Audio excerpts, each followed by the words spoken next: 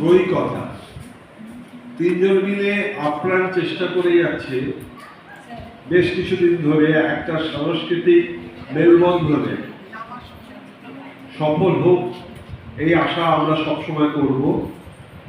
কত কষ্ট করে একটা মানুষ সময় বার করে, সংসার চালিয়ে সময় বার করে তার মধ্যে থেকে সাহিত্য সংস্কৃতি চর্চা করে, সেই কষ্টের মধ্যে একটা আলাদা আনন্দ খুঁজে পায়, একটা সাফল্যের সিঁড়ির আলোক চিহ্ন দেখতে পায়। সেই আলোক চিহ্ন দেখুক, অনেক অনেক দূর এগিয়ে যাক এরা, এই তিন বন্ধু মৌসুমী, লক্ষ্মী, শর্মিষ্ঠা। এই তিনজনকে আমার হৃদয় থেকে আন্তরিক শুভেচ্ছা।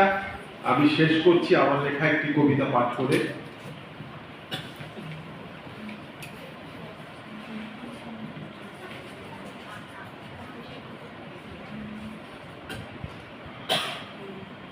ঘন থেকে ঘন অন্ধকারে ছেয়ে যাচ্ছে চেতনার সমস্ত স্তর, সমস্ত স্তর থেকে বোধের শেষ সীমানায়।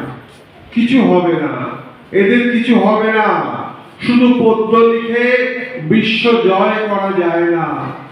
তাও যদি ধান্দাবাজি রাস্তা দিয়ে অর্থ, যশ, প্রতিপত্তি এর কিছু একটা হতো, চিৎকার করে কাঁদলেও কোন আপনজন তোমার এই অসম লড়াইকে সম্মান জানাবে না।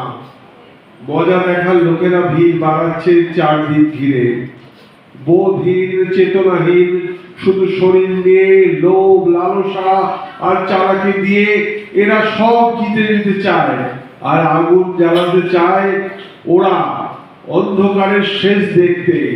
যদি তাদের কলমে শেষ অক্ষর মালা দিয়ে ফিরিয়ে আনতে পারে নিখোঁজ হওয়া মানবিকতা, বোধ, চেতনা, মনুষ্যত্ব।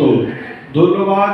এই তিনজনের আপ্রাণ লড়াইকে আমি স্যালুট জানাচ্ছি। ধন্যবাদ, ভালোবাসা।